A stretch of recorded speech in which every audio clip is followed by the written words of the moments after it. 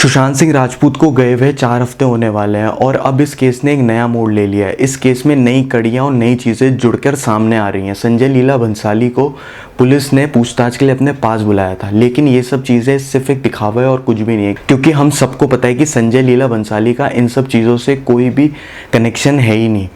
Sources की माने drive movie जो 2019 में नेटफ्लिक्स पे रिलीज़ की गई थी, जिसमें सुशांत सिंह राजपूत और जैकलिन फर्नांडिस थी, असल में ये मूवी 2018 में रिलीज़ होनी थी और ये मूवी थिएटर में रिलीज़ होनी थी। ऐसा धर्मा प्रोडक्शन के कॉन्ट्रैक्ट में साफ लिखा हुआ था, लेकिन करण जौहर ने ये कॉन्ट्रैक्ट तोड़ दिया और उसको 2019 में नेटफ्लिक्स में रिलीज़ किया गया। तो इन सब चीज़ों के पीछे हाथ किसका था, करण जौहर का या सलमान खान का या किसी और का? इस चीज़ पर हम आएंगे, लेकिन उससे बड़ी बात आपको ये बता दें कि कुछ टाइम पहले सूरज पंचोली और सुशांत सिंह राजपूत का झगड़ा हुआ था। उन दोनों के बीच में लड़ाई हुई थी और जैसा कि हम सबको पता है कि सूरज पंचोली पहले भी जिया खान के मर्डर पे जेल जा चुके हैं। उन्होंने 1.5 साल जेल में काटे हैं जिया खान के मर्डर के चलते। जिया खान की मदर ने ये प्रेस कॉन्फ्रेंस में ये चीज़ खुद बोली थी कि सूरज पंचोली और जिया खान की आधे घंटे पहले उनकी जिया खान की मौत से आधे घंटे पहले दोनों की बात हुई थी और दोनों की कन्वर्सेशन बहुत ज़्यादा एग्रेसिव और दोनों के बीच में लड़ाई हो रही थी और वो असली कल्प्रिट जिया खान के मर्डर का सूरज पंचोली को ही मानती हैं। सुशांत सिंह राजपूत के मामले में मुंबई पुलिस बहुत अच्छा काम कर रही है, लेकिन वो अपनी इन्वेस्टिगेशन अच्छी तरीके से नहीं कर रही है। वो इन्वेस्टिगेशन को मैनिपुलेट कर रही है किसी प्रेशर के चलते या किसी चीज़ के चलते, क्योंकि संजय लीला भंसाली से इन्वेस्टिगेशन करना कोई तुक नहीं बनाता और लोग इस चीज़ में अड़े हुए हैं। लोग इस चीज़ में बहुत ज़्यादा अड़े हुए हैं कि ये जांच मुंबई पुलिस की जगह सीबीआई को करनी चाहिए। ये सारा मामला सीबीआई के पास जाना चाहिए, ऐसा लोगों का कहना है। और लोगों के प्रेशर के चलते कई बड़े बड़े बॉलीवुड के सितारे, कई बॉलीवुड डायरेक्टर्स, एक्टर्स, ये सब कटघरे में आके खड़े हो चुके हैं, ये सब लोगों के प्रेशर की वजह से। प्रोड्यूसर संदीप, जो सुशांत सिंह राजपूत के बहुत अच्छे दोस्त और उनके रूममेट भी थे, उन्होंने शायद पूरी बॉलीवुड इंडस्ट्री को बचाने का ठेका ले लिया है, क्योंकि वो पूरी बॉलीवुड इंडस्ट्री को बचाने की बात कर रहे हैं। इस मामले में कई सारे एक्टर्स और डायरेक्टर्स के ट्वीट भी आए, जैसे कि मुकेश भट्ट के, शेखर कपूर के और भी कई सारे डायरेक्टर्स और एक्टर्स के इस मामले में ट्वीट आए हैं।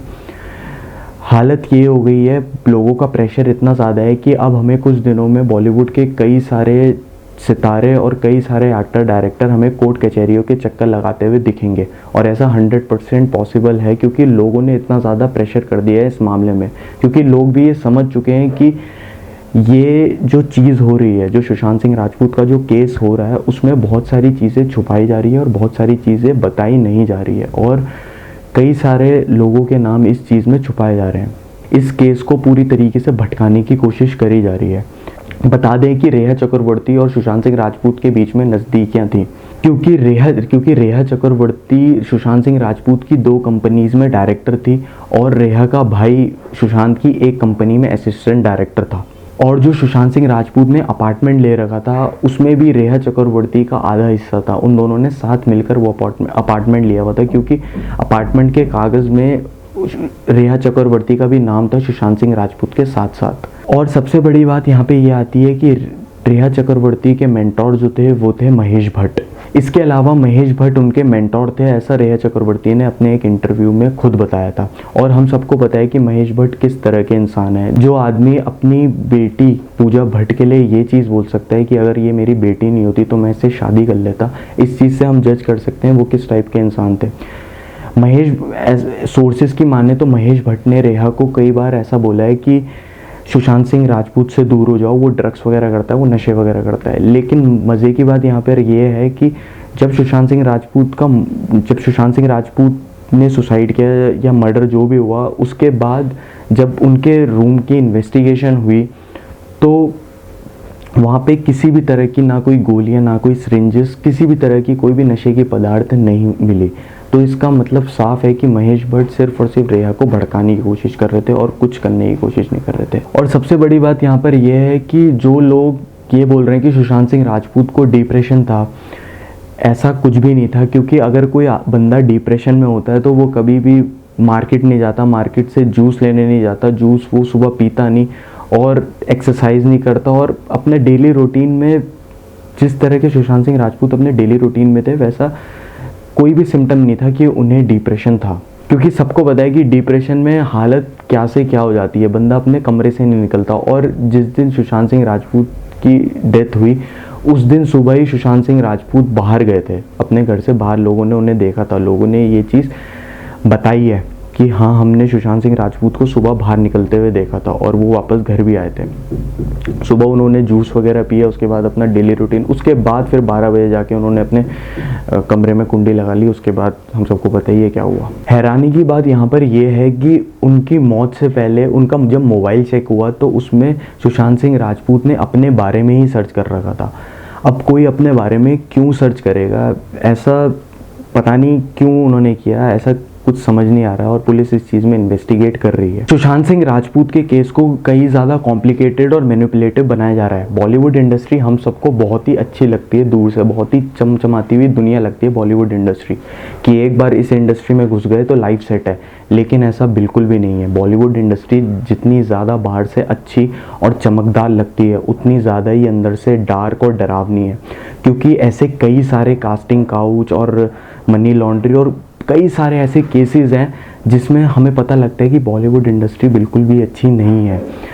क्योंकि जो नए एक्टर, जो न्यू कमर के साथ, एक आउटसाइडर के साथ जो सलूक किया जाता है बॉलीवुड इंडस्ट्री में, वैसा कहीं पर भी नहीं होता है। अगर बॉलीवुड इंडस्ट्री में अगर आप स्टार किड हो तभी आप वहाँ पे सरवाइव कर सकते हो, नहीं तो अगर आप एक आउटसाइडर हो तो अगर जितनी मर्जी भी अच्छी एक्टिंग और जितना मर्जी भी आप कुछ भी कर लो, लेकिन आपको जो बाकी सब चीज़ों का प्रेशर होगा वो संभालना आपको ही होगा। क्योंकि जैसे कि हम देखते हैं कि कंगना रनौत जो थी, जिनके साथ कंगना रनौत जो थी, जो बेबाक खुल के बोलती हैं सबके आगे कुछ भी, पूरी बॉलीवुड इंडस्ट्री को इस टाइम पे उन्होंने हिला के रख रखा है अपने बयानों से। कई सारी उन्होंने चीज़ें खोली, कई सारे उन्होंने फैक्ट्स बताए। तो उन पे भी किसी पॉइंट ऑफ टाइम पे जब ऋतिक रोशन और उनका सीन हुआ था, उस पॉइंट ऑफ टाइम पे भी वो भी डिप्रेस वगैरह रहने लग गई थी। लेकिन उन्होंने हिम्मत नहीं हारी और उन्होंने मुंह तोड़ जवाब दिया। वो सही बताएं तो वो बॉलीवुड इंडस्ट्री की शेरनी है।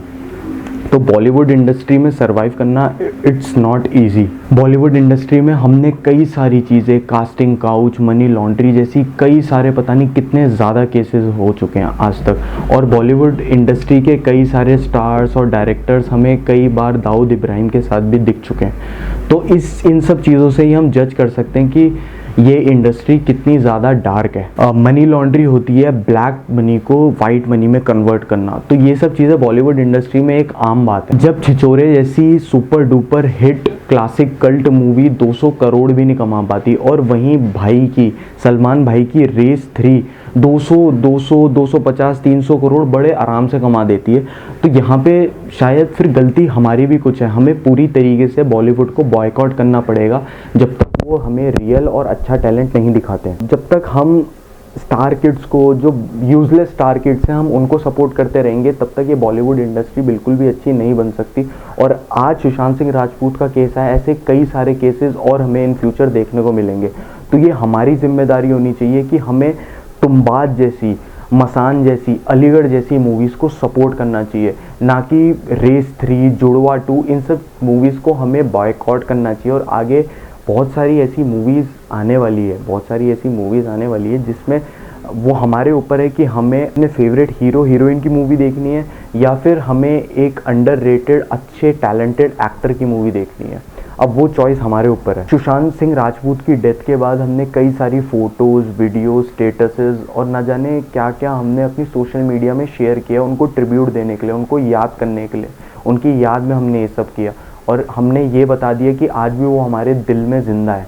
लेकिन क्या हम सच्ची में आगे इस चीज़ की रिस्पेक्ट कर पाएंगे? क्या सच में हम आगे एक अंडररेटेड टैलेंटेड एक्टर की मूवी देखेंगे, या फिर हम वही अनन्या पांडे या वरुण धवन या फिर किसी स्टार किड की मूवी देखना ही पसंद करेंगे? हमने कई सारे एक्टर एक्ट्रेसेस को इस पॉइंट ऑफ टाइम पे ट्रोल भी किया, उनको गालियाँ दी, उनको बहुत चीज़ें बुरा भला बोला। तो क्या उनकी मूवीज़ को बॉयकॉट करना ज़्यादा ज़रूरी है या फिर उन्हें गाली देना? चॉइस हमारे ऊपर है। आज हम उन्हें गाली दे रहे हैं, लेकिन कल को अगर उनकी कोई अच्छी मूवी आ जाती है, हम उनकी मूवी देखने चले जाएंगे। तो हमें ये चीज़ समझनी पड़ेगी कि हाँ, हमें किस चीज़ को चुनना है। आगे अगर हमें और सुशांत सिंह राजपूत जैसी सुसाइडल केस या मर्डर केस, जो भी आप कह लो, ऐसी चीज़ों को नहीं देखना है, तो वो डिसीज़न अब हमें लेना है। और ऐसी वीडियोस देखने के लिए सब्सक्राइब करें हमारे चैनल को। Thank you so much.